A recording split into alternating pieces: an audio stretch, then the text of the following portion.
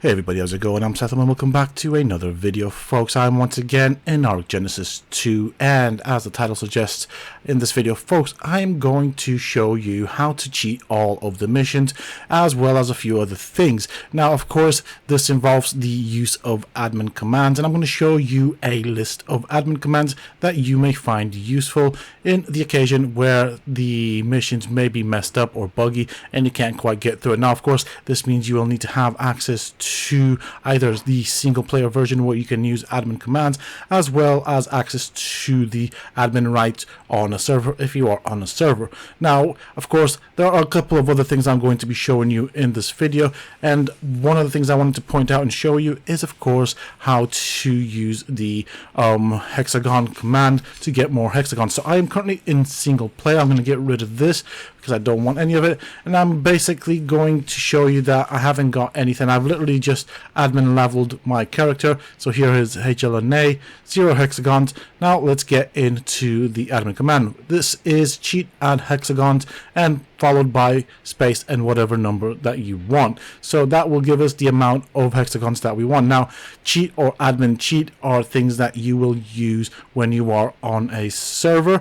Of course, I can also use this on single player without the word cheat, and it should work just fine. So as you can see right there, we have a ton of hexagons, and then this allows us to, of course, buy all of the stuff at the market here that HLNA, I was going to call her Helena, but HLNA has. Now, of course, this is just one of the admin commands. Let's get into the reason why you are here.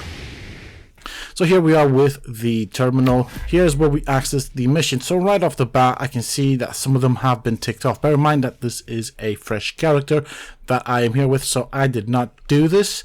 Did not do any of them in any way, shape, or form. What I find really interesting about this is the fact that the missions that are ticked off all seem to be quite similar.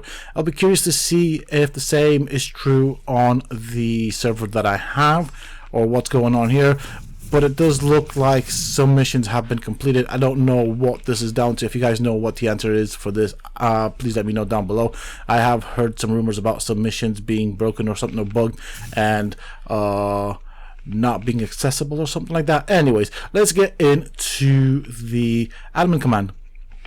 So the way this works is you have to type in an admin command. You don't even have to go inside the mission. So what I like to do is I like to basically type it before I start a mission if I know it's bugged, and the admin command is admin cheat force complete active mission space 0. So that is the way it works with the admin cheat. Of course, that is for servers. In single players, I believe it might just be the word cheat. So let's choose a mission right here, and we will start it up.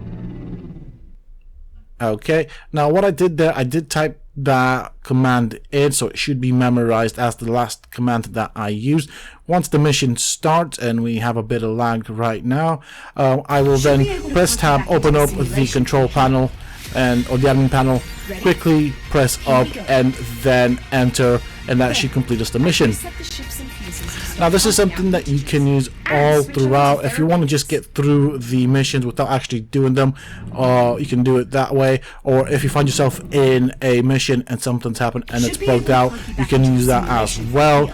Personally speaking, I want to try and do the missions. I do find them interesting. I like them more than I did with the first Genesis game, so I'm going to try and do them, which is why I'm doing this on the single player. I'm just showing you that it's quite easy to just basically use this admin command over and over again. You don't even have to go into mission. Basically, I just type it in before the mission fully loads. So that's pretty much it for this. And finally, I want to show you how to get the mutagel. The mutagel cheat is cheat space GFI mutagel. Then you type the number you want followed by space 0 space 0 again. So this should give us the amount of mutagel that you want. If you type more than what a stack would be, you only get the stack. So next up is the mutagen, because this is also important for getting into the Rockwell boss fight, and it's similar to the first one. We just replaced the word mutagel with mutagen, so that would be cheat mutagen, and of course the number that you want then 0 and 0 space between them. And finally, to unlock the final boss battle without actually touching the missions, you want to use the following cheats. I'm not sure which ones work, but you can use cheat debug allow VR mission teleport, or I heard that cheat debug allow mission teleport also seems to work.